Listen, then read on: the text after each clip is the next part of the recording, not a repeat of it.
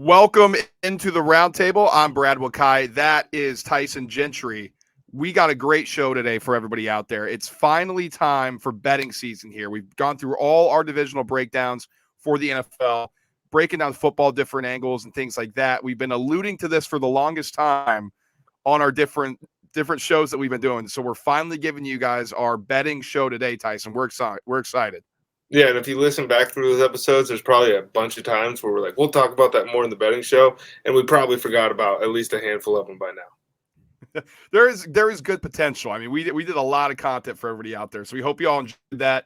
And now we're going to get this out to you so you can get some season-long bets in, some different futures and things like that, and have the potential to ride with us or the opportunity to follow some of the bets that we take or even fade some. Get them in by kickoff on September 8th, man. Yeah, then you'll have your bankroll locked up, and then won't be able to lose it all during the actual season, which will be good. All right, so it's going to be the longest money-making time we've ever done. I think this is going to be the longest actual money-making time we've done. And so how we're going to do it in our NFL betting show, we are going to start with the Super Bowl. We're going to move to the AFC, our champions in that division. We have multiple in each because we're going to be holding multiple tickets. Same with the NFC. We're going to go through each of our division winners. And then we're going to move into win totals and then finish with player props that we'll be holding for the entire season. So without further ado, let's get right into it. Let's start with our Super Bowl tickets here, Tyson. I'm holding 3. You're holding 2. We're aligned on one of them if you want to start off with the Super Bowl favorite here. Well, if you listen to the AFC East breakdown, I mean, the ceiling is the ceiling for the Buffalo Bills, and that's the best team in football. Roster's juiced. Top 3 quarterback in the league, and you can rank him 1 through 3 in any of those spots. I would say so. Maybe you could convince yourself Josh Allen's 4, but one thing's for sure, he's good enough to win the Super Bowl. Yeah, this team's good enough in a plus 600 price. It feels a little short, but I'm still rocking with this. I know we both think they're the best roster here, so we're going to be holding the Bills ticket. Now, another one, you're going with the old veteran, I think, here, Tyson, as your second one, if I believe, and the favorite team as well, I think, if you want to start explaining that, why you're holding these tickets. Yeah, so about 2 years, or when Tom Brady joined the Buccaneers, it was actually when betting became legal in my state. And I thought maybe if he won one that year, he'd be done. So I hold a Tom Brady ticket to win the Super Bowl preseason every year. And if you did that for the last 20, you're in good shape. Financially, you're looking all right. I think this Bucs team's really good. I think they're going to have problems early on. Offensive line gets worse. We'll see. Leonard Fournette regression might come. All that stuff, defense, everything going on in Tampa Bay. They still got Tom Brady. And then I'm an Eagles fan, man. Most exciting offseason in years in Philadelphia. A lot of new faces. Everything sounds good coming out of camp. And I'll be damned if they win a Super Bowl and I'm not holding the ticket. One of the reasons why I'm not holding the Bucs ticket is because I think they're going to have a rough start to the year. So I don't want to buy into that market early right now. And I think you're going to get the worst of the number at either plus 750 for the Super Bowl here, or any of the NFC Championship odds. So I might wait to buy in on that market. Let's say they start off 2-2. There may be some panic, but it's Tom Brady. And we saw what he did in his first year when everybody was freaking out and all he did was win the Super Bowl. So I'm going to be holding the Rams ticket at a plus 1,100. I think that's great value for a defending champion. I think this team is focused on going back-to-back, and I'm going to be holding that ticket there, and as well as the Ravens. I mean, if you heard me break down this division, there's going to be a lot of Ravens stuff that I'm holding this year. I think they're going to be awesome. They have a huge amount of talent coming back just based off of their injuries last year. So plus 2,000, I think that is absolutely fantastic value, and I will be holding a Ravens ticket, and I think Lamar will have some success in the playoffs this year. All right, Tyson. Let's get into the AFC. Similarly, I mean, we have them. We're holding them for the Super Bowl. So, I mean, we got to be holding them for the AFC Championship game, right? Yeah, it's got to be the Bucs, or the Bills. Sorry, jeez, always too much going on in my brain. But yes, those are too many B's, right? Bills, Bucs, Birds. That was my Super Bowl right there. That's too much. Bills to win the AFC. If you're going to hold them to win the Super Bowl ticket, it just makes sense. Again, plus 350. You don't love it, but you might not get better than that. Exactly. I mean, I don't know if you're going to get much better than that going forward. I think they're going to start off the season very well. They had some close losses last year. Like you said, I think it'd be a rarity if you're going to get something better than that throughout the season. And the other one we're aligned on too here. And if you heard our last one, we're high on this team in terms of what their ceiling could be. And so we're both going to buy into this little cult that Brandon Staley's building. That's Chargers plus 850. I mean, the ceiling is huge for this team. Justin Herbert can take that next step with a loaded roster on defense, and the ceiling is absolutely massive for them. I think they have as high of a ceiling as anybody in football. Like if this thing clicks, if all the new additions, Khalil Mack, Kyle Van Noy, all those guys on defense, the offensive line gets shored up, and then they stay healthy, there's nothing the Chargers can't accomplish here. I was going to talk myself into taking a Chargers Super Bowl ticket. Feels like it might be a year early if they were to even get there, but you know my feelings on Justin Herbert, man. We'll get into that in the player prop thing, but I think this dude can win any football game you put him into. And another one I'm taking solo, Ravens plus 950. It just kind of goes with my Super Bowl prediction, so I'm going to hold that as well. NFC. Now, this is where we get a little off kilter here a little bit, Tyson. I mean, going with the theme. Going with the theme. I mean, you like the Bucs to win it, you got to be holding the Bucs ticket, right? Bucs ticket and a Birds ticket, man. But I'll tell you why, and it's not as much to do with how much I like the Tampa Bay Buccaneers or anything like that. It's that I have to now see the Rams react. We don't know what's going on with Matthew Stafford. If that elbow is actually an issue, which sounds like it could be, they might be in some trouble. We don't know about Cam Akers, right? Darrell Henderson's always battling something. Shout out Lance McCutcheon, who just from Montana State University just made the 53-man roster. But in LA, there's a lot of questions, I think. For a defending Super Bowl champ, it's not the brain drain really that everyone else always gets because the Rams have been drained over the last 3 seasons. It seems like McVay's lost everybody. But the Niners bringing back Jimmy G. Obviously, Kyle Shanahan says that's nothing. I'm not going to know if it's nothing until it becomes something, which if they're struggling, that's an issue. And then for the Eagles, it's like this thing's wide open in the NFC for the reasons I just listed. And I'm not in love with the Buccaneers either. It's just I've seen the pedigree, and I understand what Tom Brady's capable of, what that organization is now capable of. And I think Philadelphia has just as good a shot as any, and at plus 1,000, I'll take those odds every day of the week. I'm with you. I got to hold an Eagles ticket here. The NFC feels very wide open, so we're aligned on this. And I'll be holding an Eagles ticket too for the Super Bowl. I just didn't want to give that out as an official pick for everybody else out there. But Unbelievable. Hey man, I'll be holding it, but I don't want everybody else coming at me if it doesn't hit. But I think they have a legit shot at winning the NFC. I just don't know if they have the roster compete anybody that comes from the AFC. But I think the NFC is just so wide open. You know, this is a good number to hold for an Eagles team who we don't really know how good this offense could be in year 2 of Sirianni and year 2 of Jalen Hurts with better weapons. So I'm with you there. And to close out my NFC championship picks, back on the Rams, you know, I think I'm holding a Super Bowl ticket. So I think they have the potential to get there, obviously. So they should be able to win the NFC championship game. And Niners at plus 1,000, or let me see here. I'm sorry. Rams is supposed to be plus 500. I completely messed that up. And Niners plus 750. You know, that's interesting here to me because Trey Lance, if he's that guy, they were really a couple plays away, if not one play away from going to the Super Bowl last year. And if Trey Lance can take him to the next level like the front office expects, then I think, you know, this is a good ticket to hold for the 49ers to win and get back to the Super Bowl here. What do you think about that report that came out today that apparently Shanahan wanted Mac Jones and Tom Brady, and he got Trey Lance? You buy it? Well, I knew about the for Mac sure Jones they wanted Tom Brady. There's no way. Everybody in the league, I feel like, probably wanted Tom Brady some extent. Yeah, I knew about the Mac Jones thing, which is that seemed more like something that Shanahan would want, right? Like a player like Mac Jones. So, but this is the other question: is the infamous Tom Brady? You're sticking with that motherfucker? Is that Derek Carr or is that Jimmy Garoppolo? Now we don't know. I think it might have been Jimmy Garoppolo, right? I feel like it was Derek Carr if that Dana White story was true about him and Gronk coming to the Vegas Raiders. What was that story? I didn't see that. Oh, come on, brother! You got to tap in out here. You're in these Twitter streets, man. Come on. You're on the Dana Reddit White streets, man. There's a lot more. There's a lot more stuff going on in there. I feel like wider streets for sure. 4-lane traffic, but apparently Dana White said that Tom Brady and Rob Gronkowski wanted to come to Vegas. Mayock was on board, and John Gruden shot it down. Really? Oh, I did not hear that. So it's That's one of those two. One of those two is that one of those motherfucker. two. Very, very interesting. All right, division winners here as we keep churning along. Tyson and I, and if you've listened to our previews, we're very aligned on a lot of these here. The first we're gonna start with NFC North, and I think it may be one of the only ones, if not the only one, we're not aligned on.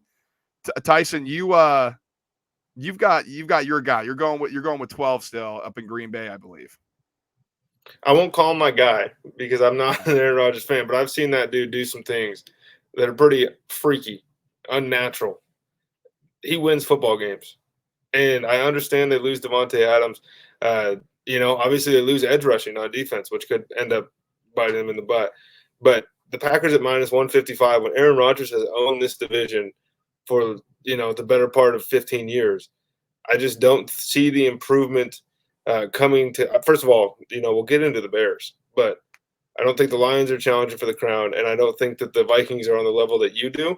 So I almost am expecting the Green Bay Packers to have somewhat of a cakewalk here. I love the Vikings this year at plus 240, man. The roster's good on offense. I think it's honestly the offensive side of the ball is better than what the Packers have, in my opinion. And the defense, I know the Packers have a sick defense, but it's only been great for like a couple years. I feel like it needs to regress a bit, but maybe that's just me being optimistic holding this Vikings ticket. But I love what the Vikings can do offensively. I think the sky's the limit for this team. Well, the limit is Kirk Cousins. And if they figure out how he can play, man, woof, that could be good. It could be at good. 35. You think that Kirk finally gets unlocked? Hey, potentially. NFC South. I'm doing something a little different here. I'm just up front. I'm combining the Bucs and the Bills in a division-winning parlay at minus 104. So that's what I'm going to be rocking with. Now Tyson's just going to take this one straight up, and he's going to be laying it with the favorite and the juice. Tyson, Tampa Bay Buccaneers, man. I mean, the only team realistically that pushes them or has a shot to push them would be the New Orleans Saints. I don't see it this season. I think that if things go poorly for Tampa Bay and things go how we expect for New Orleans, they could be close. But I don't expect things to go poorly for Tampa Bay. And so until, if I have to reevaluate this thing on week 11, let's say the Saints are 7-4 and the Bucs are 7-4, then we have a conversation. But to me, there's just not any real threats here to take this division from them. Yep, that's why I'm on them too. And I know they have a really tough opening schedule. I'm not high on the Saints at all. Like I don't believe in this team. I think Dennis Allen and everybody who's backing him is in for a rude awakening. Like, did we not forget this guy was horrible when he was coach of the Raiders? And Pete Carmichael, well, he's been there for 12 years. Yeah, but he hasn't been calling plays. Like, it's way different. And I know it's preseason, but that offense did not look good in the preseason. Like, not at all. So Bucs at minus 270. I think they're the rightful favorite to win this division, especially with the cakewalks that they're going to have with Atlanta and in Carolina. I mean, Carolina's on the same page and same level as the Bucs are. So I'm combining them with the Bills. Bucs minus 270. Good division winner here. Now, NFC East. Call us homers all you want. We don't give a shit. We are both riding the Eagles plus 145. You can call us homers, but at the end of the season, you'll call us right. When they have even lines with the Cowboys right now, the Cowboys' offensive line losing Tyron Smith is still a mess. And, they're looking at guys like LaRaven Clark, who was cut from the Eagles today to walking off the street and protect your $250 million man in Dak Prescott. As you get to step older. But, Brett, it's not about the Cowboys. It's about the improvement that the Eagles made. It's how much better this roster is than a year ago. Bringing in James Bradbury, Gardner Johnson today from the Saints comes over. Potentially will play safety. Worst case scenario, he was the best nickel corner in the league last year, him and Devontae Maddox. On the inside, defensive line's better, linebacking room's better, wide receivers are better. Running back might be worse. But every other position group on the team is better. Yeah, exactly. It's the improvement of the Eagles. I think the regression that the Cowboys roster has had, they lose a ton of depth. They lose a ton of skill players, and the offensive line's only getting older and weaker. So, yep, Eagles to win this division for sure. NFC West. Now, I was shocked we were on the same page here. I'm not going to lie. I thought Tyson was going to be riding with his boy in the Bay, but instead he's going out to sunny LA with me. We are riding the Rams plus 125 to win this division. Look, best roster, still studs. We just got like the Niners are stacked too, and don't get that confused. But a lot of the Niners' supposed depth before this offseason has actually, turned into points of weakness for them. Like some of the spots we thought they were going to be juiced up on, all of a sudden they're cutting guys that you thought were going to make rosters.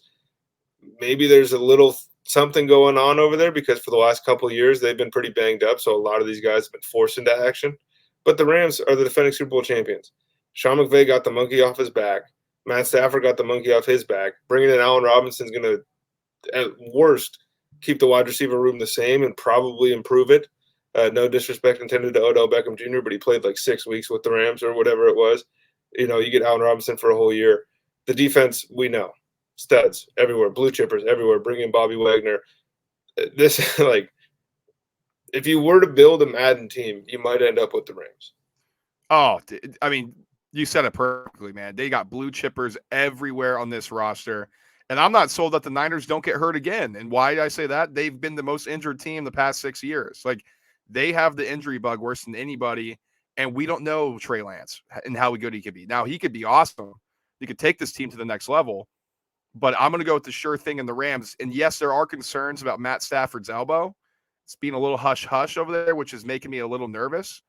But I think the roster is so stacked that even a limited Matt Stafford in times during the regular season, or if they have to run the ball a little bit more this year, I think that's fine. And I think they're going to be good enough to be able to get this done and win this division. With all the other question marks, the Seahawks being worse, we have no clue about the Cardinals, and obviously the quarterback situation in San Francisco. But we know about the Cardinals. True. We have a clue. I think everybody else doesn't have a clue what the Cardinals are going to be. We know. It's the same thing they were a year ago, and they tricked everybody by winning their first 7 or whatever it was, 11 games. And then it was like, oh, yeah, these guys still are soft. Like, they can't play. They can't play when it matters. No, that's a staple of that team. So switching over to the AFC as we finished up the NFC. I'm not going to – Tyson keeps shocking me. I think he knows that I'm going to be on the right side of a lot of these, so he wants to be cashing tickets with me. Because I thought for sure he'd be back in his Bayou Bengals up there in Cincy, but no, he wants to go out to dirty Baltimore with me, with the Raven flock, and win this division because I think they're going to kick the shit out of everybody this year. People are forgetting how good this team is, how good of a coach Harbaugh is. That's exactly right. People are forgetting what Harbaugh can do with a healthy roster. And to be honest with you, Brad, people are forgetting what Lamar Jackson can do. He missed time last year. He got COVID like 9 times throughout the season. It felt like every other week he had COVID. This year, I expect if he's on the field, I think this team is going to be really good. They're going to be physical. I think Rashad Bateman is better than people think. We talked about that. We talked about the defense, all that stuff. But if I'm going to play this ticket, I'm going to hold the Lamar Jackson MVP ticket as well. Ooh, I like that. Yeah, I mean, it's hard to argue with all these guys coming back.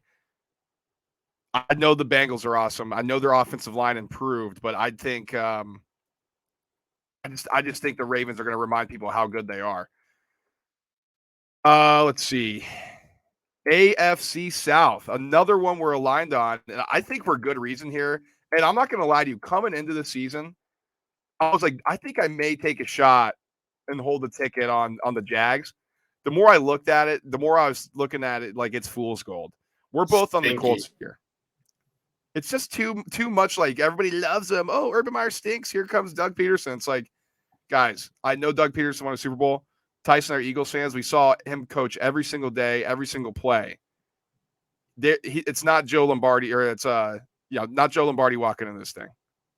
No, it's Joe. Yeah, or Vince Lombardi. Sorry, it's Joe Lombardi. Not Vince Lombardi. It's Joe Lombardi walking in this thing because it's like, who the fuck is that guy? No, I mean, honestly, I'm on the Colts because I think Matt Ryan at worst is going to be about the same as Carson Wentz was a year ago for this offense, for Frank Reich. I don't know necessarily what this thing's going to look like, but I know Michael Pittman's going to get fed the ball. I know Jonathan Taylor's a monster. But, Brad, is there a more forgettable or boring division as far as betting goes in the No, NFL than the South. Like we not could have this year. skipped this, and I don't think people would have noticed. I mean, I can't believe you're getting the Colts at minus 125 here. And I know you got to lay a little juice. I think they're so much better than every single team in this division. It's scary. I get the limitation with the Colts. You have question marks about their receivers. I mean, you're relying on Michael Pittman Jr., who kind of has to prove it a little bit more than he did last year and needs to stay healthy, and a rookie wide receiver in Alec Pierce for them to take the next step. But we know Jonathan Allen's amazing, or Jonathan Taylor's amazing. We know this offensive line's awesome, and the defense continues to turn the ball or take the ball away from the other team. I think that's good enough to beat a depleted Tennessee team, a Houston Texans team who's bottoming out, and a Jaguars team who, let's just face it, they're the Jacksonville Jaguars. Like, I don't think they can go worse to first in this thing this year. Another name to watch in Indianapolis in that receiver room is Paris Campbell. Second round pick a few years ago. Kid hasn't been able to stay healthy. Mm-hmm. When he's healthy, he's electric.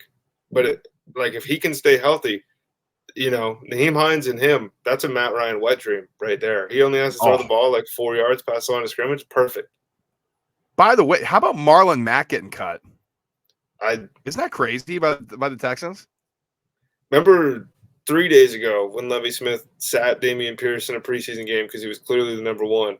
And then 2 days ago when he said he wasn't the number one. Yeah. And then the day after that when they keep Rex Burkhead as the 2. It's like, buddy, you didn't fool anybody. That's crazy. All right, AFC East. For me, I'm doing the Bills-Bucks parlay here, so I obviously believe in the Bills, combining them with the Bucks to get about an even number here, minus 104. Tyson, you love the Bills here as well. At minus 230, honestly, the only threat you can really talk yourself into is the Miami Dolphins in this division. But Buffalo got better, and Buffalo lost a lot of games last year that I expect those things to get cleaned up because I expect them to take the next step.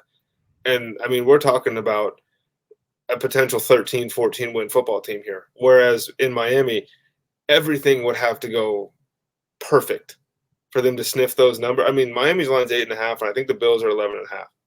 And I'm getting this at minus 230. That's a 3-game difference.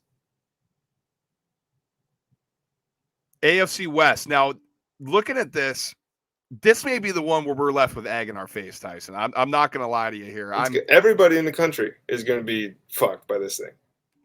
So we're on the Chargers. We're on the Chargers plus 240 here. Now, the reason why I say that, it's so hard to go against the Chiefs. I mean, they've dominated this division. They're at plus 155. That's the best number you can get them at in a long time. Now, why would we do this? Well, here's my reasoning behind it. I want to hold in this division, which I think there's a ton of variance and a ton of different outcomes coming. If you simulate it over a course of X amount, X many times, who wins multiple times? Probably the Chiefs, or the majority of the time, probably the Chiefs. Chargers are the second favorite, and then the Broncos are third favorite, barely behind it by 20 cents. I'm going to take a shot on the Chargers, thinking everything's going to go right for them this year. They played the Chiefs extremely well every single year. It's just haven't been able to beat them. Chiefs face the toughest schedule in the league. They lose Tyreek Hill, and it just feels like the Chargers are starting to – they're a hungry team. Chiefs have been there before. They're the established team. There may be some complacency. I know they could be fired up after what happened last year. There's a lot of deep trips in the playoffs that team's had. Chargers want to take that next step. I'm gonna roll the dice for them this year and win this division at plus 240. And to me, this is a ceiling play. Like, whoever you think has the highest ceiling in this division is who you should pick, because we don't really know what's going on. Maybe you really think Russell Wilson is going to unlock something in Denver and they're going to go on to win the Super Bowl. That's a ceiling play. Brad and I think the Chargers can do it. The weird thing is, Brad, last year I was higher on the Raiders to potentially win the AFC West than I am this season. That is strange. The odds are different. Odds are way different. That's part of it. True. Last year we did a lot of value. We're trying to pick value. This year we're giving you our winners. It's our flat out straight up winners. That's going to do it for us. So let me go through this, Tyson. Were we lined every single? Let's see. NFC North, no.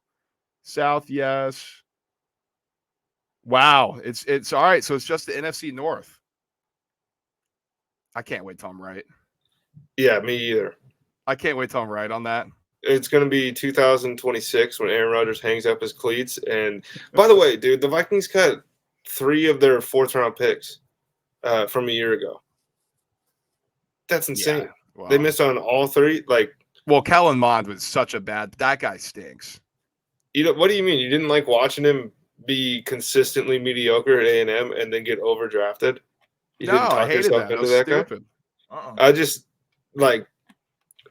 first of all, the NFL cuts were today, and there were a lot of really cool stories of guys making rosters. But some of these dudes, we're looking at them. It's like you're on that team because there were 48 guys that they were comfortable with, and they had 5 fucking spots, and you got to be one of those guys. All right, that's our division winners. Tyson and I are lined up on everything except for the NFC North. I think I'm going to be right this year. I can't wait. Other than that, we can cash a lot of tickets together. Win totals, let's move into that. And we're aligned on a few here. So we're going to run through that before we give out our different picks. And we'll go back and forth or we'll alternate on those. So we'll start here. We're both on Bills over 11.5 wins this year. Yep. When we talk about just the ceiling that this team could have, I mean, it could be really, really scary. I mean, there's a possibility they win 13, 14 games. I know it's minus 135 on the juice. That's not going to scare me away on this. I think they're going to be motivated. They know how good they are. I think they're going to want to go improve it. Last year, they had some close losses. I think they're going to try to just show how dominant they are in this league. And they went out and they got pedigree guys. They got guys that don't get bored when you're playing Jacksonville, and you end up losing 9-6 in a game that you should win by 25, 28 points, whatever, 4 touchdowns. Buffalo is going to be really scary. And to me, if they're sitting there at the end of the year with 10 wins, I'll be far more surprised than if they went 15-2. Another one we're lined up on here. We're going Cowboys under 10.5 here. I know it's minus 145. They've just lost too much for me. I just don't see it. I mean, Jerry Jones is saying that Zeke makes this offense go, which is so stupid. I mean, the dude's been declining for the past 2 years. Their better running back is not getting enough carries because they want to continue to go through Zeke because they overpaid him. They get rid of Amari Cooper, who was clearly their best receiver last year. It's just stupid decision after stupid decision. And you expect Mike McCarthy, who I think he gets a bad rap a lot of the times, but I mean, you expect him to piece this thing together? That's insane to me. So I'm going to go under 10.5. And Tyson, what's your reason for going this way? Well, the fact that they won, did they win 11 games last year or 10? It was 10 or 11 games. The Dallas won. And they lost 8 guys, and they brought in 3. It's the same. It's a worse version of the same team. It's a worse version of the same team. Defense gives up tons of yards, and the takeaways are going to regress because those are the things in the NFL that regress to the mean. Maybe we'll get a different version of Trayvon Diggs, a little bit more disciplined, a little bit less hunting the ball. But, Brad, the Cowboys are at their best when they let him play. And if Micah Parsons has to play traditional linebacker this year and they can't be looking at taking the ball away over and over and over again, short fields are gone. Defense still can't stop anybody. You lose Amari Cooper. Now all of a sudden it's like CeeDee Lamb and Jerry Jeudy. Man, we're doing the same thing with both these guys. CeeDee has proven it at a much higher level, but eventually you got to take over this job. They gave it to you. It's on a silver platter. You had it for a couple of weeks when Amari Cooper was hurt. I didn't see enough. I don't think Dallas wins 10 or 11 games. I mean, 10.5, bro. Dude, it's crazy, right? Cowboys won 12 games last year. Jeez. 12-5. Yeah, that extra game always screws me up. Like 12-4. Yeah, I had them in my head. I was like 11-5, but here we are. So didn't they beat the Eagles in week 18 when Philly had everybody benched? No, they pounded us twice last year. Yeah. We played somebody else in week 18. I don't know. The Eagles I don't know. Yeah. But yeah, and the Cowboys absolutely pounded them. So Eagles looking for some revenge. Another thing we're aligned on here, and you can kind of guess based off the division. I mean, a flat 10 for the Chargers, minus 140. That's juicy, but you land on 10, you push. I think this team wins 11 games or more here, or I mean, definitely 10 games or more here. So I saw this flat 10. I'm like, I'm getting on this. I'm buying this right now. What's your reasoning for this, Tyson, besides the skill and ceiling here? Well, it's a safe bet, right? Like this is if we hit 10, we're fine. And we both expect this thing to go over 10. But to me, again, with the ceiling play that we were talking about in the AFC West as far as picking a division winner, Broncos are at 9.5. I don't remember the Chiefs line, and I think the Raiders are 9. So whoever you think's going to win the division, go bet the over. One of them has to win 10 games. Like one of them has to win 11 games, whatever it is, to win this division. And if we think the Chargers are going to win this division, then there's no reason to not touch this win total. And even if they don't win the division, they can still win 11 games. Like that's how good this division is. So yeah, Giants under 7.5. I can hear the homer, especially after this next pick coming up too. What are you talking about?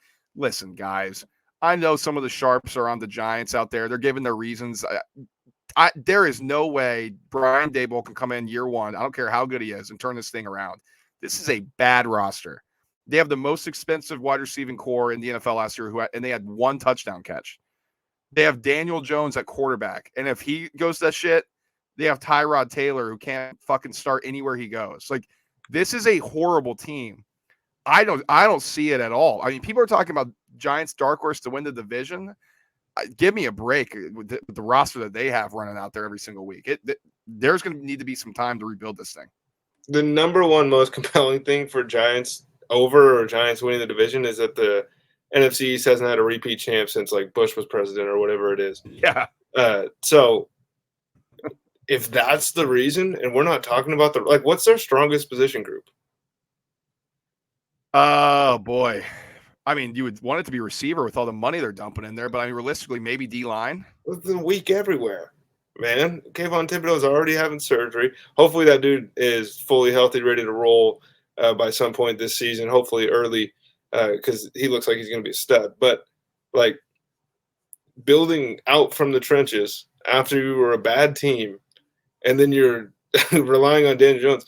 You said if he goes to shit, it's win, brother. We've seen it 4 years now. Or we're going on year 4, whatever it is. Like, he's not Josh Allen. And so to think Brian Daboll is going to be able to turn him into Josh Allen is just beyond stupid. Like, it's mind melting how, like, the only thing they do similar is be really tall and white.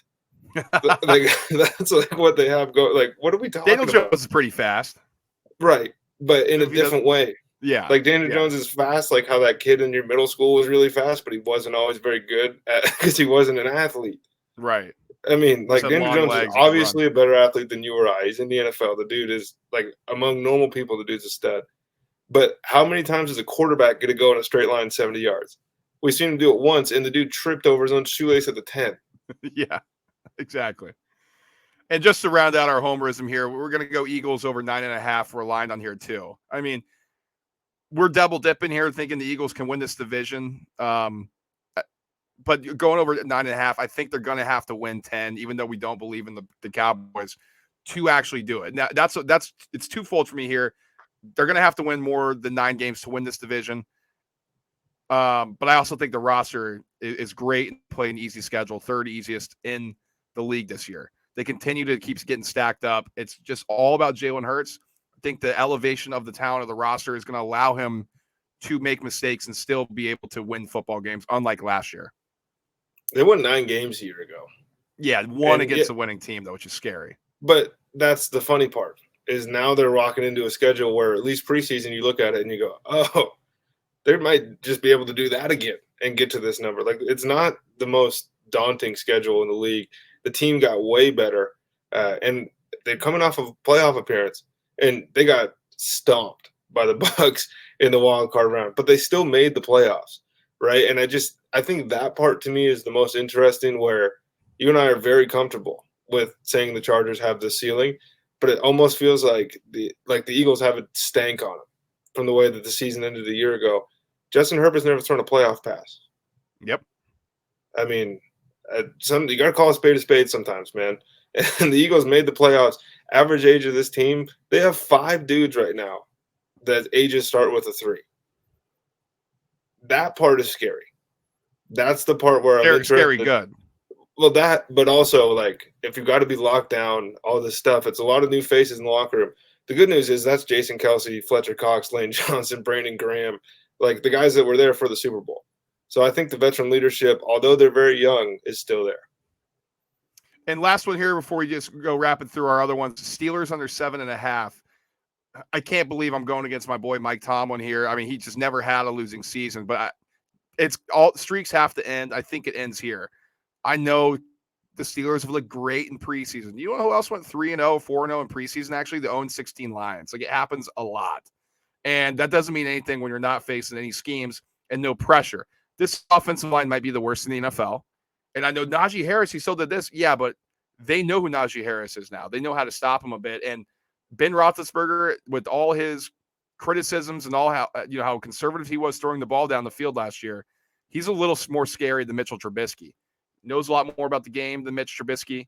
Can audible at the line more and help out the line pressure a little bit more than I think Trubisky or especially Kenny Pickett will do. I'm going to go Steelers under 7.5 here. That defense was pretty magical in some big spots for the Steelers a year ago. The offense feels like it got worse. Like, unless the defense can replicate a block punt, you know what I mean? Like, when I think, they tied to start the year last year? Was that right? Did they tie with the Bills or somebody like that? The Steelers? Yeah. Or No, they tie with the Lions. Right off rip. And it was it was like mid-season because remember the Lions needed to win their first one. Did they beat the Bills week 1? They beat the Bills week 1. Yeah. Gotcha. Okay, I think they had a block punt in that game. I'm getting my stuff confused here. But it took moments like that. And this year I think like that was really fun last year when they had that going on. Right. Very unlikely that happens again. And by the way, Najee Harris is a monster. Najee Harris is bad on a foot injury, and Najee Harris gets the ball a lot. Behind him, we're talking Benny Snell. Like, do we want to run that back again? Like, it's bleak. The receiving room is stacked because that's how the Steelers operate. Nobody to throw him the ball, nobody to block for the quarterback, and we're relying on TJ Watt to get 30 sacks.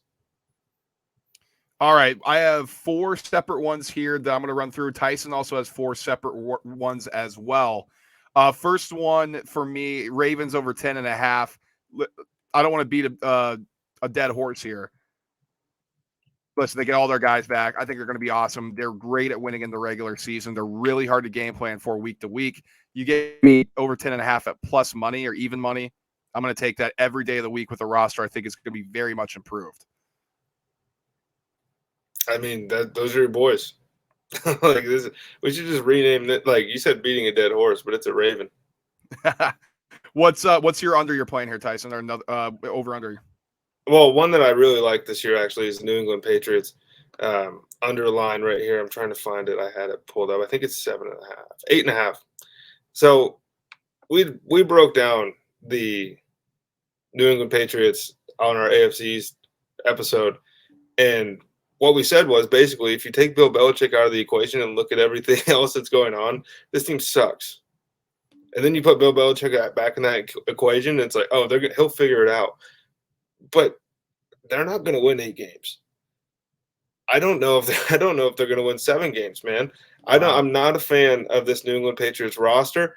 What was once a strength for them in the secondary after today's 53-man rosters, everything gets finalized. Pretty significant weakness. Pretty massive weakness in the secondary talent-wise, which is Bill Belichick's expertise, and he'll probably be able to coach them up. But I think we saw who Mac Jones is a year ago, and the weapons stink. Like, is it just going to be running the ball over and over again with a worse offensive line? It seems like it's going to be that way, and Belichick might be giving more attention to the offense this year since they have a lack of coordinator, which is scary for that defense. Which is scary for everybody else because it's like Joe Judge, Matt Patricia, and Bill Belichick are scheming plays. They're either going to run the triple option or, like, it's going to be something's going on over there, brother. I got Broncos over 9.5 at minus 135. I think this is a 10-win team. I believe in this team this year, so I want to put my money where my mouth is by thinking they're going to be successful. Successful to me is 10 wins for this team, so I like over 9.5 for the Broncos. I'm going to go with Bears under 5.5 wins, and it's plus 125. So you're getting to me what looks like a bottom 3 or 4 roster in the NFL, and you're setting that line at 5 wins and below, and I make money, and I'm getting plus money. Like, I just talked about the Patriots not having weapons. The Patriots actually might be a little envious of Darnell Mooney, but that's it. And they don't have a lot going on in Chicago. The cupboards are barren, man. Like Roquan Smith, we know what he is. Everybody else on the team's a huge question mark, and that goes for proven guys. Like that goes for David Montgomery. Like all these other guys on the roster that like we think we know, it's a new scheme. And I'm not in love with the way their offseason went, and I'm not in love with the talent on the roster.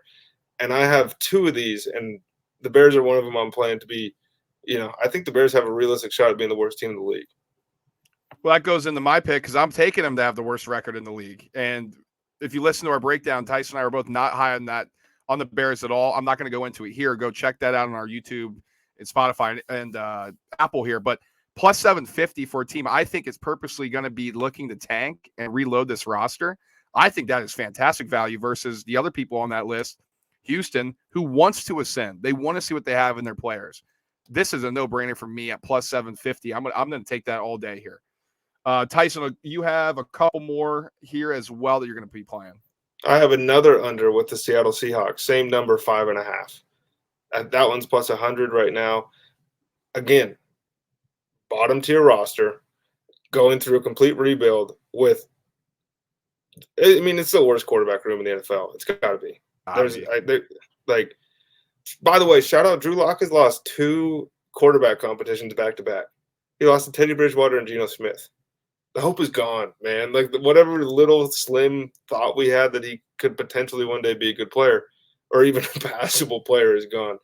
DK Metcalf's going to get a ton of targets, and they're going to run the ball because that's what they do. They're not going to score points. And outside of Jordan Brooks on defense, it's like just a bunch of guys. Last one for me here. I'm going to go Dolphins over 8.5 at minus 135. Their ceiling, talk about a ceiling. Their ceiling is huge. I mean, if they can find a way to block for Tua, if Mike McDaniel can scheme open all these weapons they got in Tyreek Hill, Jalen Waddle, Gesicki could be used in creative spots down the middle of the field. This offense could be scary. Not to mention they have Chase Edmond there as a running back. This is a good offense, and we know the defense is solid. So I think they have a legit opportunity to win 10 games this season. That's what they do. They hover around 8-9 wins. I think they go over this with the better offense this year. And then next and finally here for my over-unders. Again, Brad, I'm playing a lot of unders this season. It's honestly smart. But the Cleveland Browns at 8.5, I'm going under. I know it's minus 160 right now, and that's not ideal. But for 11 weeks, this is going to be a worse version than the team they had a year ago. And say what you want about Baker Mayfield, and I know he was banged up. Jacoby Brissett sucks. Like, as far as starting quarterbacks go in the NFL, he's 32. And it's because he's not supposed to be a starting quarterback in the NFL. But for 11 weeks, job's his. Okay. The wide receivers that he gets to throw the ball to, Amari Cooper, we know he's good. And then it's Donovan Peoples-Jones. Anthony Schwartz had more drops than catches in the preseason. A lot of question marks. David Bell, who we think is going to be a good player, is admittedly slow-footed. And so there's some things that could go wrong with David Bell here, but I wouldn't be surprised to see him take over the number 2. But then we're talking about a rookie number 2 wide receiver and Jacoby Brissett for 11 weeks. Deshaun plays 5. If he's back to Deshaun Watson, then I'm nervous, but been off of football for 2 years, man. Yeah. Like the 8.5 feels like if this line was 7.5, I'd think about under. All right, well that is all our win totals, and I just want to do a disclaimer here.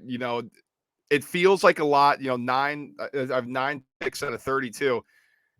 Some people say it may have more bets. Here's my philosophy, and here's what I've heard: the win totals in the NFL are the hardest to predict and to go against what the lines are currently at. It's the hardest to find value on the board in.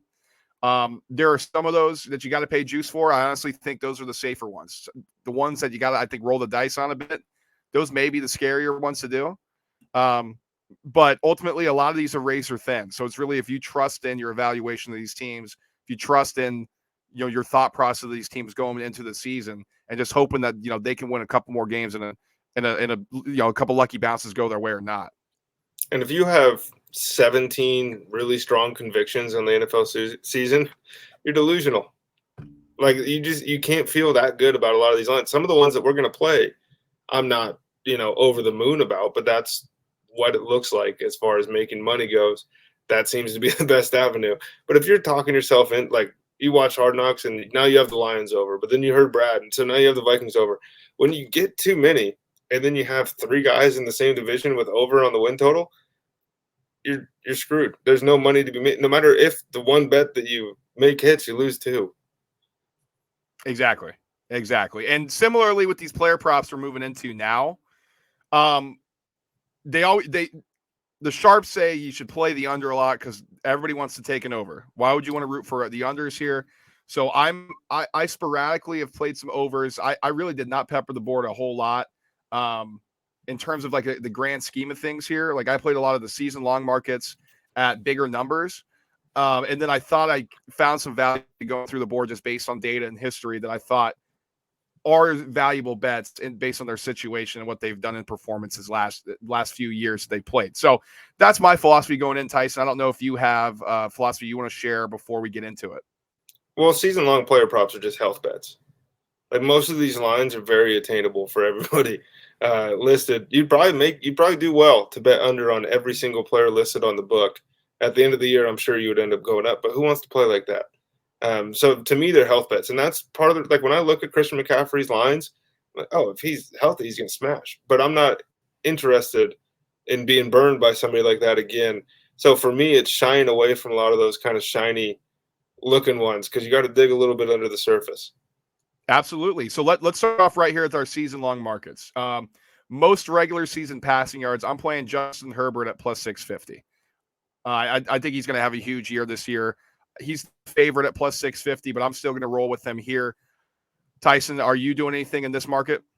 I'm playing Justin Herbert to lead the league in passing. And I guess we can both just say it right now. That would mean he hits his over at 4,600 yards. Like if he's going to lead the league in passing, it's 5,300. That's what Tom Brady did a year ago. That's kind of the baseline that I'm going to operate on. And I think Justin Herbert is going to be the guy at the end of the season with 5,300, 5,400 passing yards, maybe more. If they really open this thing up and let him rip the ball, then there's a level to Justin Herbert that we haven't been allowed to see. Most regular season rushing yards. I'm holding a Nick Chubb ticket at plus 1,000. I know Jonathan Taylor's the favorite. They might stack the box a little bit more on him. I'm holding Nick Chubb because I think they're going to try to run the ball more, and they're going to need to run the ball more with Brissett. Now, that could be twofold where, yes, he's getting more attempts, but he's not getting more yards due to the box being stacked for Chubb because they're not as worried about the passing attack here. But I'm going to have faith in that offensive line of the Browns to be able to create these holes, and the faith in the talent of Nick Chubb to be able to get off to a good start, and maybe the thing spreads open a little bit more when Deshaun Watson comes back week 11, where he can finish as the lead leaguer in rushing yards. And the only player I would really want to play here would be Derrick Henry.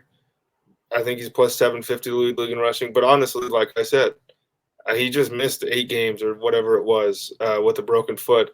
So I'm not interested in getting into that. And with running back, it's really hard because these guys go down for 2 weeks at a time, twice a season, all of them. For the most part, what Jonathan Taylor did a year ago is abnormal. What Najee Harris did a year ago is pretty abnormal. These guys played over and over and over again. It's a brutal position. Most regular season receiving yards. This is my favorite one. Justin Jefferson at plus 900. I think he's going to have a monster year this year. He's the co-favorite with Cooper Kupp. I think Justin Jefferson is going to be awesome. I think with the addition of Allen Robinson, that's going to take away some targets for Cooper. Justin Jefferson is going to slide into that Kupp role here. And I know they still have Thielen, but he's on a decline. Jefferson's ascending. I'm going to play that plus 900 price here. I absolutely love it. I mean, we're hopping on the JJ2K train. Like, we're hashtagging everything with that. I don't know if that's a thing yet, but it will be. Justin Jefferson is going to smash this season. Like, 1,500-yard average for his first 2 years in an offense that was from the 40s. Like, they're going to open this thing up. And like I said on the NFC West preview, the Rams throw the ball to wide receivers more than anybody else in the league. And now Kevin O'Connell comes over here, and he just happens to have, maybe, no disrespect intended to Cooper Kupp and those guys, but the most talented wide receiver he's been in the building with. Last one I'm playing for these season-long markets, lead the league in their respective positions or perspective stats. Most regular season sacks, I'm going with Myles Garrett at plus 700. I think he's going to be an absolute monster this year. He's already setting goals for himself to break specific numbers. Sometimes that backfires. This dude is such a special talent. He may have gone to the next level here this season. So I'm gonna take that chance at plus 700 here on Garrett to lead the league in sacks. I think that's a smart play. If anybody's going to do it, to predict TJ Watt to do it again, I think would be pretty difficult because that's stuff that's reserved for. I guess it's reserved for a Watt. It's JJ, right? I mean, he could do it when he was in his prime, but Myles Garrett's a freak. I'm not touching the sack leader just because, again, sometimes these guys miss games, and it's just hard to tell. Like maybe Chandler Jones gets put in a position this year where he gets 22 of these things, like something crazy. Seems to be one of those guys that's always scaring you when you're holding one of these tickets. Okay, let's move in the passing props here, Tyson. First one I'm going to play is Daniel Jones under 3,450 and a half passing yards. I think he's going to lose some games this season. They're already talking about replacing him with Tyrod Taylor in the preseason. This regime didn't draft him. They are going to move on from him. And that is a given. If this is a struggle, I don't think there's going to be a hesitation to play other players at the quarterback position this year. So I'm taking the under on Daniel Jones. One that I love here, Brad, and it kind of hurts me to say it, but Dak Prescott over 4,200 or 4,250 and a half passing yards. They let Dak Prescott throw the ball 70 times a game a couple of years ago when this team wasn't able to stop anybody. And I don't think they're going to stop anybody. So I'm expecting the Cowboys to throw the shit out of the football. Yes, we mentioned the receiving core is obviously down a little bit. Michael Gallup should come back eventually. That was the rumor, but Jerry Jones doesn't know. Tony Pollard might have to play wide receiver. Doesn't matter. Dak Prescott's going to get the attempts to hit this number. I'm going to roll with Kirk Cousins over 4,200 and a half passing yards here.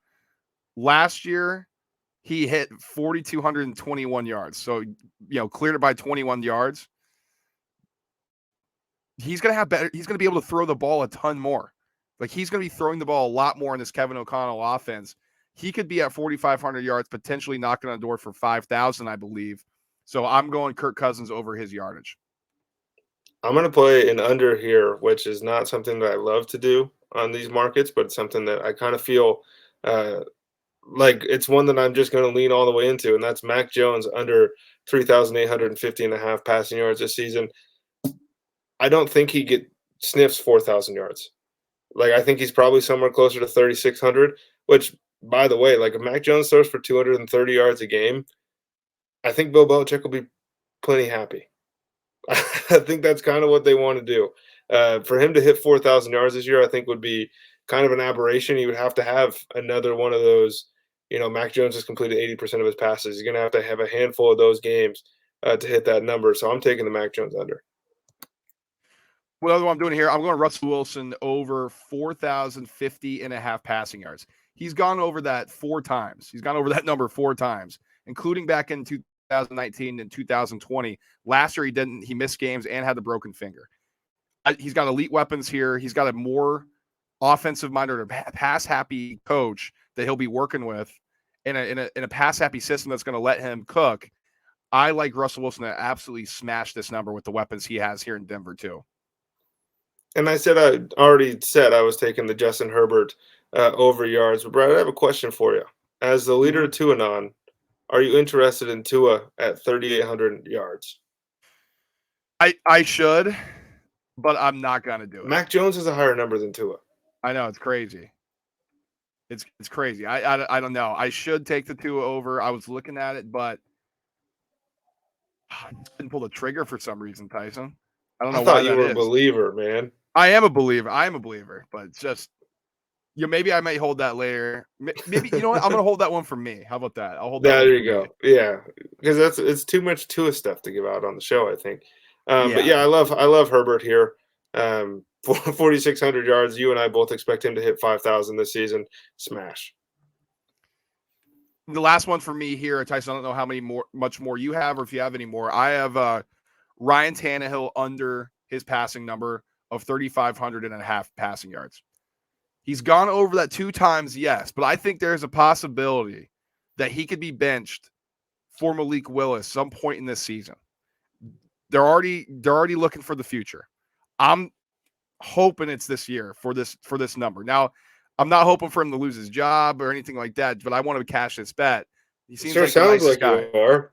He seems like a nice guy, but I want to see some Malik Willis time here. And I'm not rooting for him to get hurt, but I'm rooting for Malik Willis to come in, take some of his snaps away here, and Ryan Tannehill will go under in the passing total. I mean, eventually it's got to happen. Like the dude has to come back down to earth. You said you got one more here? No, that's it. That's all I got on the quarterbacks. Okay.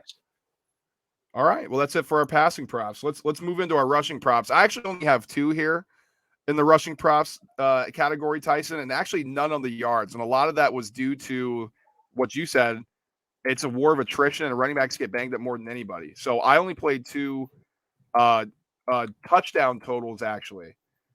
I'm going to go Nick Chubb over 9.5 rushing TDs this year.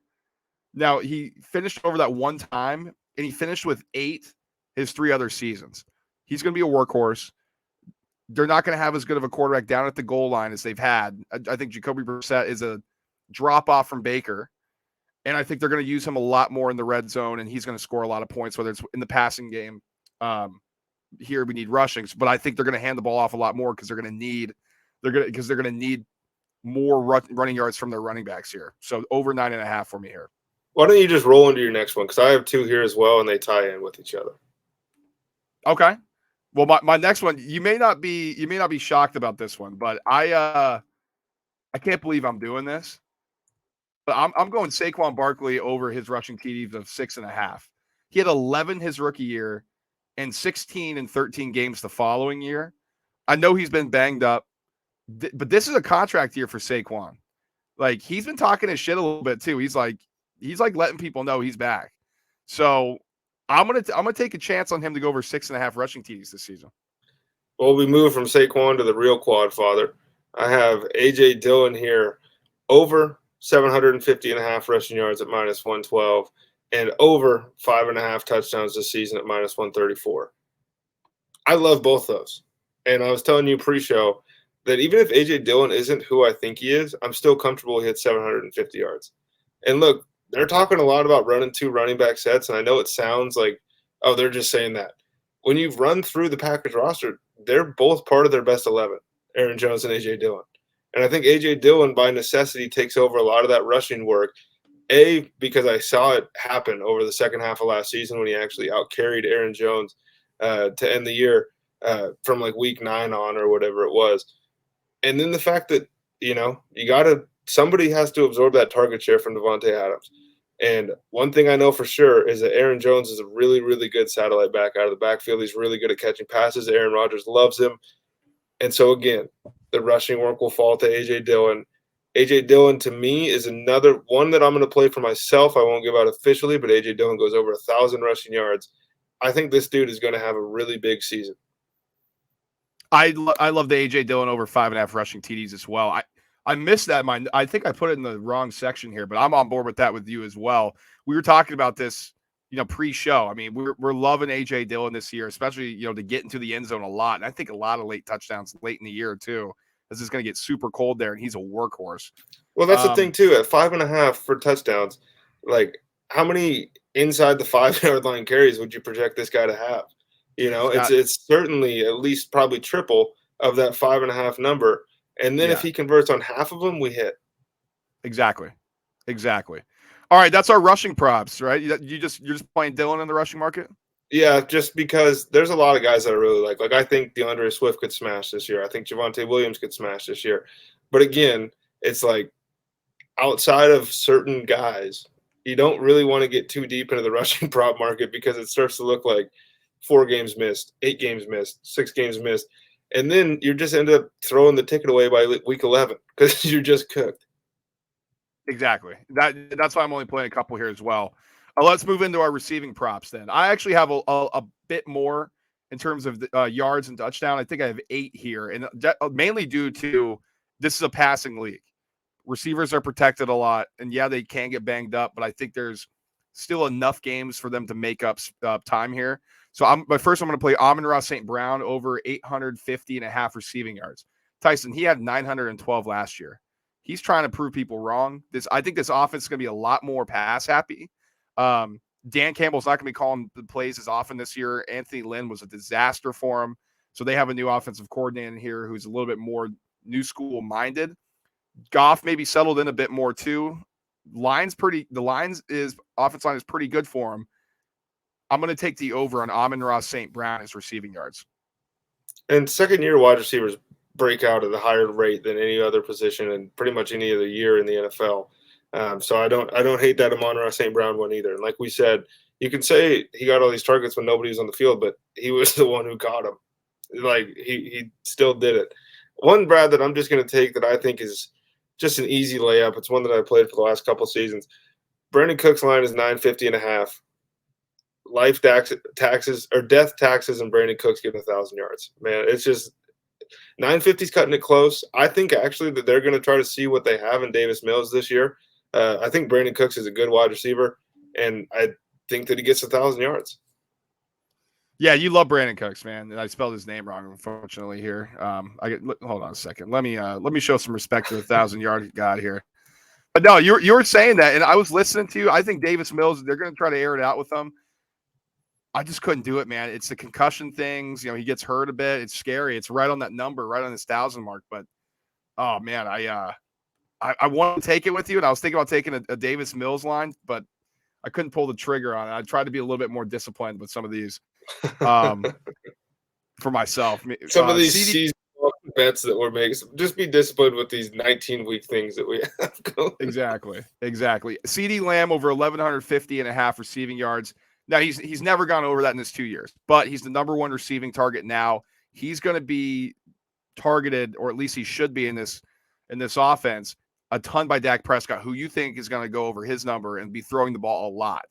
I expect a huge leap for CeeDee Lamb. I definitely think he can get this and have 1,200 receiving yards. One that I really like that isn't on FanDuel right now, but if you can get it at some other book, just as an aside, Elijah Moore will hit whatever you set his over-under line at. I think Elijah Moore he's a monster. So that's one that I'm just throwing in there kind of under the radar. But Brad, one that I actually do like and one that I think that there is good value in here is Christian Kirk over 850.5 yards. The dude just got paid. It's him, Zay Jones,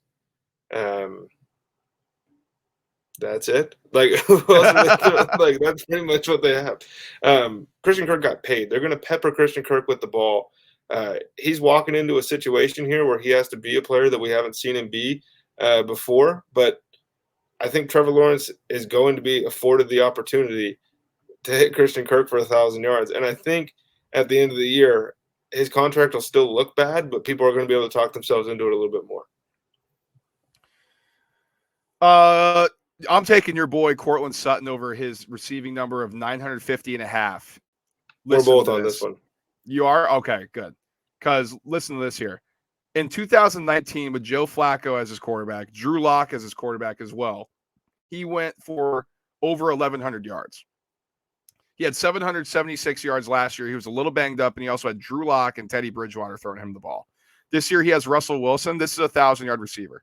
I love Cortland Sutton over his receiving yards this year. And Tyson, from the sound of it, you are fucking team riding this shit with me. Always, man. Cortland Sutton is my guy. Look, it's just one of those things where if you went into a lab and you built a wide receiver, they'd come out looking a hell of a lot like Cortland Sutton. That's just what it is. The dude's a monster. He's going to be a monster. Brad, one that I want to get into, and I'm curious to hear your thoughts on this. Yeah. I'm taking Dallas Goedert over 700.5 receiving yards this season. All reports out of training camp were Dallas Goedert was the number 2 targeted guy behind A.J. Brown. What we saw last year was Jalen Hurts certainly seemed to favorite Devontae Smith and Dallas Goedert. And Dallas Goedert is going to be that seam stretcher. Dallas Goedert makes plays after the catch. This one is scary because if Dallas Goedert gets hurt, we're in trouble. But I see no reason why this can't be the year that we finally see the ceiling of Dallas Goedert. And it ties into all the other Eagles bets we made. Because for them to win the NFC or for them to, win 10 games, 11 games, Dallas Goedert has to be, the guy from the Jets game. The guy from the Cowboys game his rookie year. He's got to be a monster. Yeah. I mean, that number, I was looking at it too, and it kind of scared me because, how often is Jalen Hurts really going to be throwing the ball in this run-happy offense? And I think A.J. Brown's going to have a big year. And I think Devontae Or I'm sorry, and I think I bore our boy from last year. Geez, so many names in my head. From Bama, the the receiver. Devontae Smith. Yeah, Jesus, Devontae. It I'm was doing that too, Devontae. man. We got We FanDuel up got on so one many, tab. We got everything going on. got so many names in my head. But yeah, with Devontae Smith, AJ Brown, I think they're going to throw the ball, to the backs on screen plays. That's what scared me on this. It's good to know he is the number 2 receiver. I think that's good to know for if you're placing this bet that he's the number 2 target here. So I couldn't touch it, but I don't necessarily hate it. I'm for my last one for yards wise. I'm going with another tight end, Darren Waller, over his receiving yards. It's set at 825 and a half. I think that's ridiculous. I mean, he went over 1,100 in 2019 and 2020. He only played 11 games last year, so didn't go over. And I know the assumption as well, you bring in Devontae Adams, Derek Carr's going to throw him the ball all the time. My thought process behind this is Devontae Adams is going to take attention away from Darren Waller that the defense is not giving him anymore. He's going to be on more one-on-ones. He's going to have more favorable matchups. And I think that actually helps him get open more. And Derek Carr already has the camaraderie, already has the relationship with Darren Waller. I think he's still going to be a huge target for him. And I think he goes over 1,000 yards this year.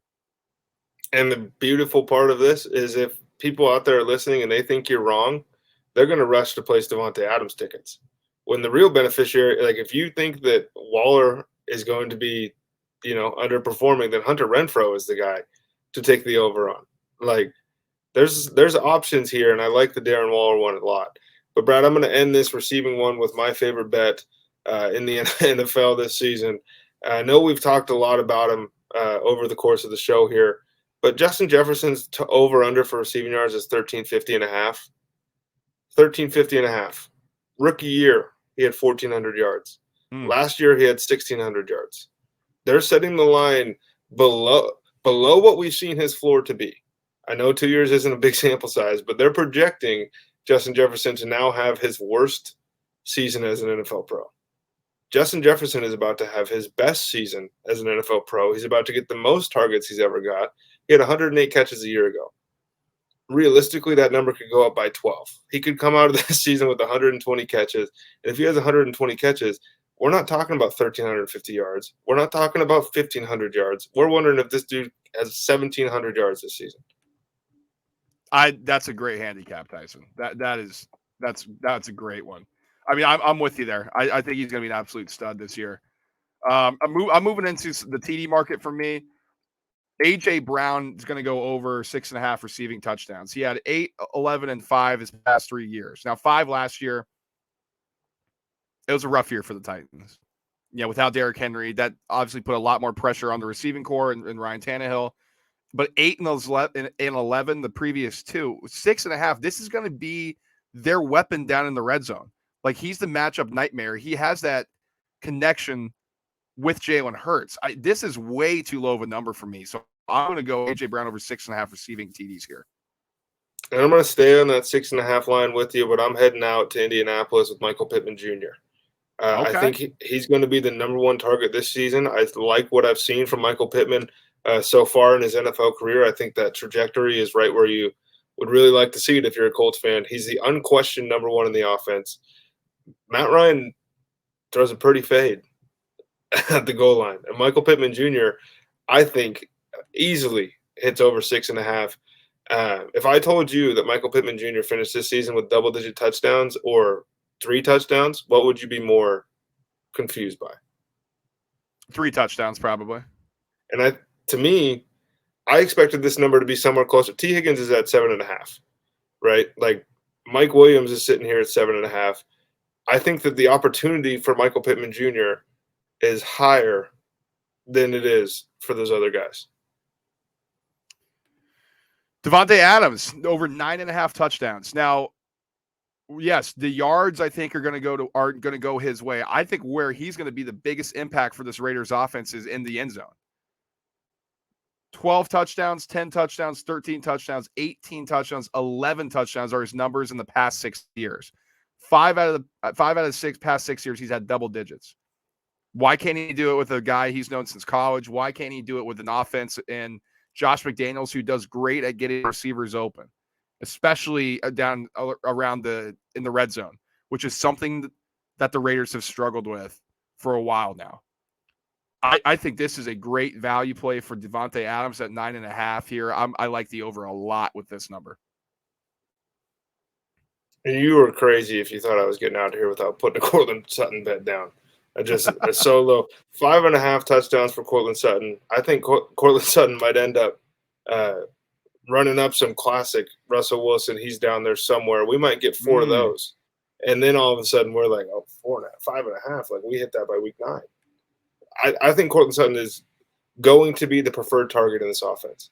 That's what I'm anticipating. And if that's the case, then 5.5 touchdowns is the floor. I'm giving a lot of tight ends love today, man. I'm going Kyle Pitts over 4.5 receiving touchdowns on this one. Hall of Famer. He had 1 last year. That's an anomaly. They are going to make a huge effort to get him into the end zone. Way more involved.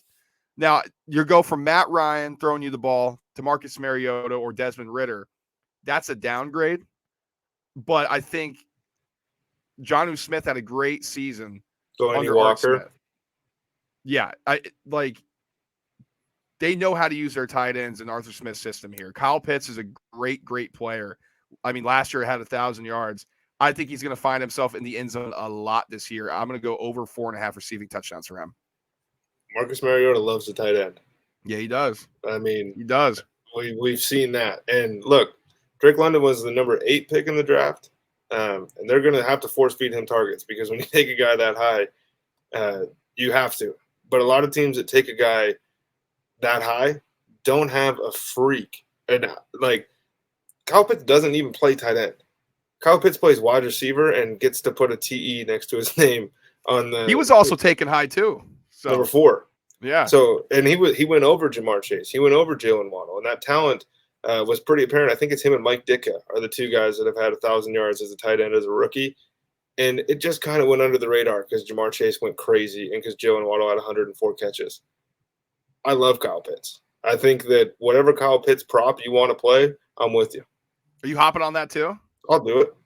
All right. You getting on it? What, do you have another one? I have one more left. I'm out of them, but one thing that I am really interested in here is DJ Moore's touchdowns are 5.5. DJ Moore doesn't get in the end zone.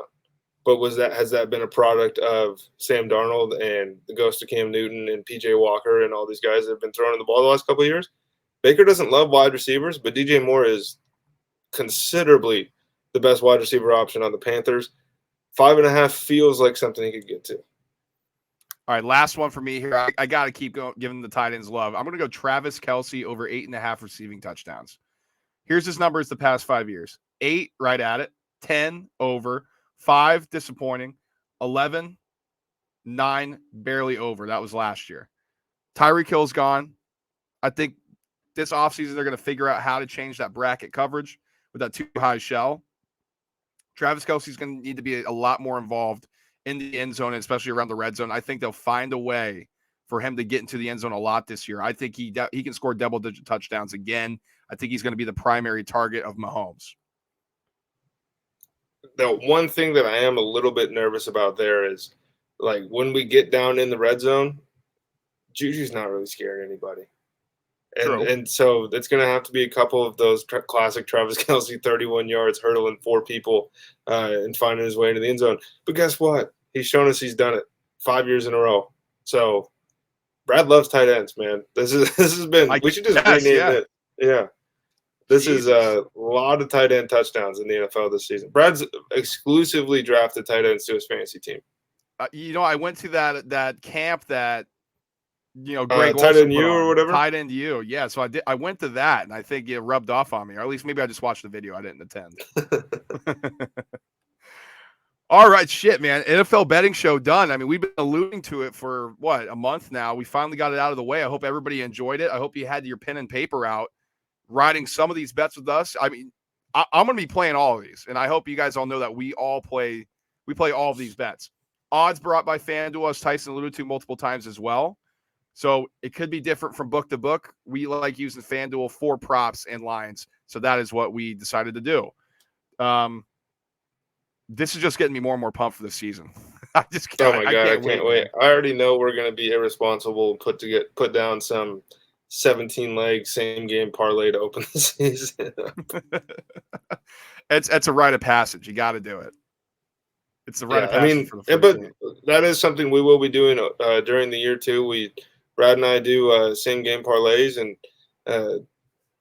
boys are decent at it. So we'll be putting those picks out there as well for people that want to ride with us. Last year, we had some pretty funky ones that we were just trying to do for fun. This year, probably be a little bit more conservative, just so we can keep the bankroll up. But we ended positive. So if you want to end positive, you got to come play. Absolutely. Well, we appreciate you guys sitting through this with us. I mean, it's a ton of fun for us to get out these picks and handicap this for you all out there. Let us know if you're what you're tailing us on. Let us know what you're fading us on, man. This is fun shit, man. Sports betting is fun. We love it to talk shit to us. To do that, you got to follow us on Instagram. You got to follow us there @ the Roundtable Pod _ TikTok is the same. So we'll be posting more stuff on there, college football bets and everything will be going up on our Instagram and our TikTok pages, as well as Twitter, where this real shit talking goes down @ TRT _ pod. So make sure to contact us there. Like, subscribe, share the show. If you're not subscribed, you're going to miss all of our new uploads. So whether you're watching us on YouTube, listen to us on Apple or Spotify, make sure you are subscribed so you don't miss a single upload. Tyson, anything else you want to say with the people before we get out of here? And if you do want to talk shit, do it in our YouTube comments. Drive the engagement up, please. Let's do it. Fight with each other in there. I want a bloodbath in the comments between everybody. Like that's just, I probably can't endorse that. Hey, yeah, if you guys wanted to get feisty with each other in the comments, I wouldn't be opposed. We wouldn't step in. Till we speak to y'all next time. Peace.